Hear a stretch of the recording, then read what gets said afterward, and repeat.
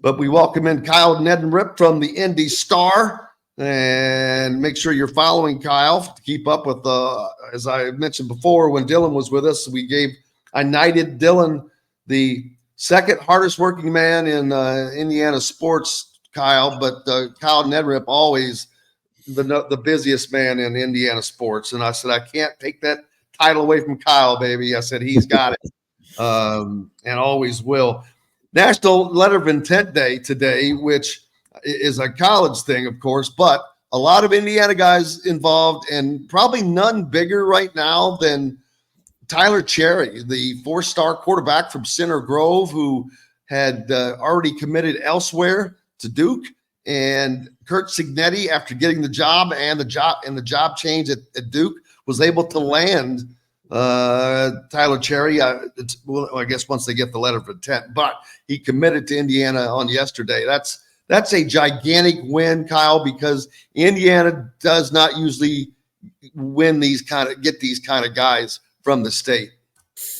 Well, yeah, they didn't win the first time around with Tyler Cherry, so it didn't. He was headed to Duke, so kind of a fortunate turn of events, at least for IU fans' sake, is that Mike Elko got the Texas A&M job.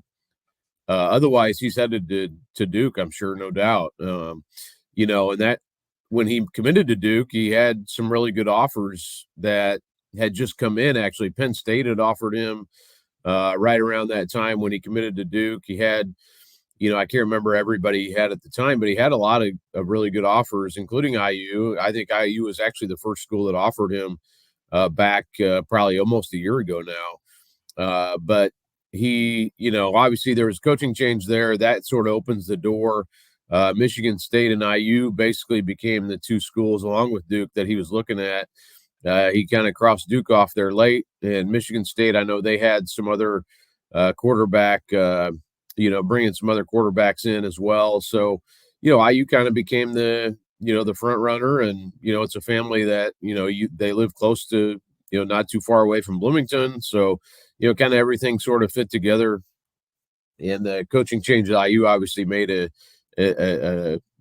change there as well. So, yeah, it's a big one. I mean, I think he's one of the highest rated recruits that IU has in this class, if not the highest. So, that's you're getting a guy, and I've covered him the last 2 years. He's improved a lot. We didn't know much about him when he started out. You don't know. I mean, I don't know much about anyone who hasn't played varsity football at that point, but I was so impressed with him last year, and then this year he was just even better. I mean, more efficient.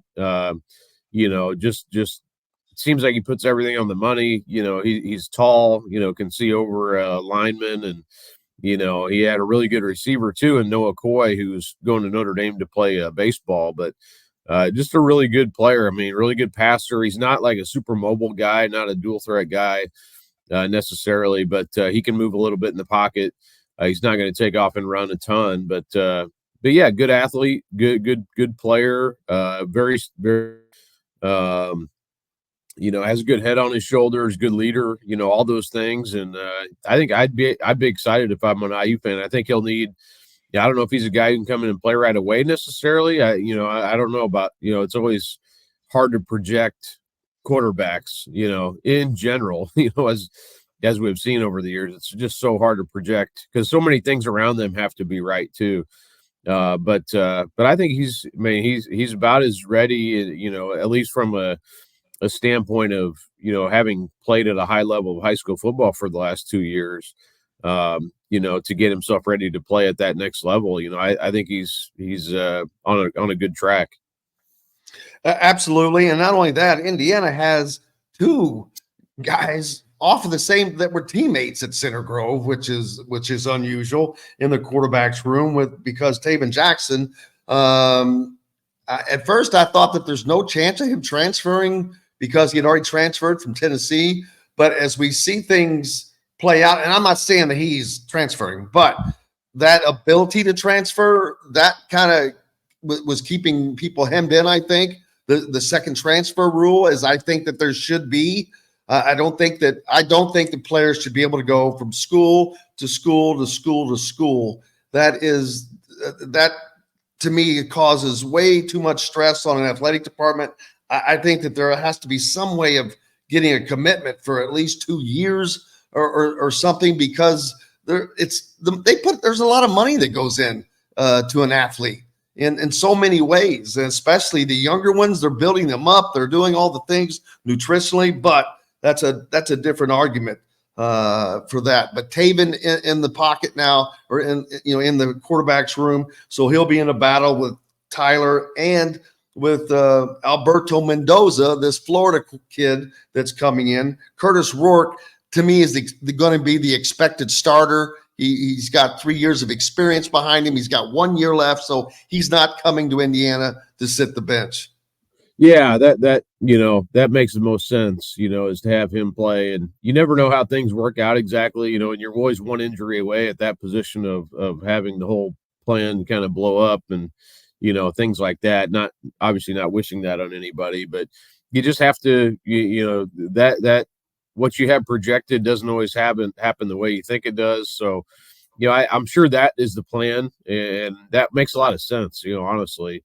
So, I don't know. I mean, I would say, it'll be interesting. I agree with you. I mean, it's hard to follow college, the way it is now. It's just, there's so much movement. We went from, kind of, all these rules to almost no rules. And it's kind of hard to follow it all. I'm not saying what's right or wrong necessarily, but, it's just hard to, just all of the movement makes it a little bit hard to follow. But yeah, I mean, I think it'll be, I think that will probably be the plan. You get Tyler Cherry ready to probably be, ready to play in 2025, not necessarily the upcoming season, but, worst comes to worst, he's going to come in there and be, hopefully be able to push those guys and get himself ready if called upon. But, this is a long-term rebuild. I mean, it's not like you're going to, I know, the new coach Signetti plans to win now, but in reality, it's you give him a long ramp, I think, to do what he needs to do to build a program and do it the right way, and hopefully you'll see the results of that in the future. Not necessarily this first season. Well, but I'm not surprised. Indiana has 8 home games on the schedule, so that is a great benefit to them. They got rid of Louisville off the schedule, so that goes back. I call it the old Bill Mallory days scheduling, where they had it always have the 3-0 start because you have the 3 non-con games, but actually it's split up a little bit for Indiana next year. They get their first 2 non-con games at home, then they travel to the Rose Bowl to take on UCLA before coming back. But who knows what goes on with UCLA? But they just won a bowl game, and so that's going to be a tough game no matter what. And they'll probably be reloading as well. But Alberto Mendoza, this kid coming up, Tyler Cherry, Taven Jackson, all going to be battling. Mendoza and Tyler Cherry, obviously freshman. Taven Jackson is going to be in his 3rd year as a college quarterback.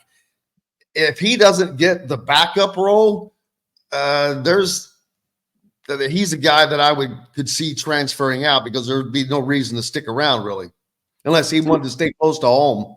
Right. I mean, yeah, and who knows? NIL could also factor into that as well. You just don't know for sure what what's there on the table, and sometimes we see that's kept kids at places longer than maybe we thought. And that has been an interesting part of all this NIL in this new world is that maybe some guys who go off, I'm talking more basketball probably, but guys who go off and start playing professionally, if they were a fringe guy, might go off and start making some money. Well, now you can make a little bit of money in college. So maybe that has been a good thing as far as that goes. I mean, NIL has been a good thing, I think, in general, but maybe that helps the college game a little bit more. But yeah, I don't know. I mean, Taven, the quarterback's always so hard to me because it's so much about the situation you're in, the guys you're competing against, and then you only have so much time, and you can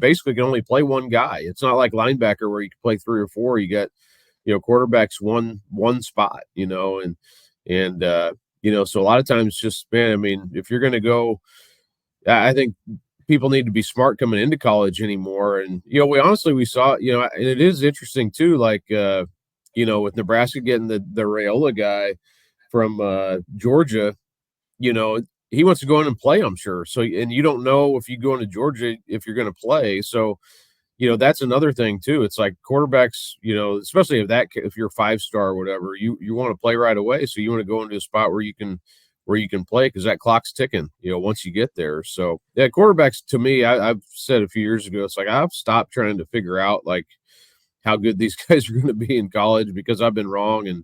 And I thought Donovan McCulley should be a quarterback in college, and clearly he's better at a receiver. But yeah, it's hard to know exactly because everyone's situation the situation you walk into is different for everybody. Yeah, and Ross makes the comment that Jackson would have to sit out a year because he's transferred once. Well, the reason I brought that up is because there are a lot of lawsuits pending right now regarding this, and if it goes the way to where you can just transfer all the time, to me that's just even more of a mess because now the coaches are already having to re-recruit their rosters for the guys that can transfer. And if everybody's able to transfer again, your workload has doubled to where you have to recruit guys. You have to make sure they're not being tampered with. There's just a ton that opens up to. But to me, it takes away from the game. But I don't know if the game cares about that. If they're just going to let it level out itself, which sometimes that's all you can do. But if not, if there's something you can do to protect a product that has been really good and really fun, I'd hate to see it just turn into a free for all. Well, it's sort of you're sort of in a situation. I kind of, when I watch college football, sometimes I'm like, you wonder about these post game conversations, where the players are talking to each other after the games, or a coach may talk to an opposing player, and you're like, man, I wonder if he's telling him, hey, come play with us, because it's like it's almost like a minor league system anymore, where if you're a guy, go ahead have a great season at Ball State or Indiana State, you're almost playing in your way up to another level potentially. And it kind of always was that way a little bit, I guess, but it just seems to be more so that way now, for sure. And I'm not saying, again, I don't know if that's right or wrong or indifferent, but just it is. I mean, the freedom of movement has allowed it to kind of change, and I can't, obviously there's tampering, it's just a matter of Which that's gone on probably forever anyway. Yeah, I mean, certainly has. Yeah, and I'm not saying, again, it's not, not like everyone was on the up and up before necessarily, but yeah, it has changed a lot. I mean, it's just I think there's some good things that have happened too. Like you run down the list of the top recruits in the country, and they're not all just congregating at one school now, or one or two or three schools now. It's kind of spread out more. So I think that maybe we'll see the results of that with this new playoff system, and some talent being spread out a little bit more, because I think that'd be, it has gotten a little bit stale, I think, with the same teams making it every year, which is kind of a college football thing that goes back years too. But it just seems like something is needed to kind of get some new blood in there and give some other teams an opportunity. And maybe this 12-team playoff will allow that to happen in the future.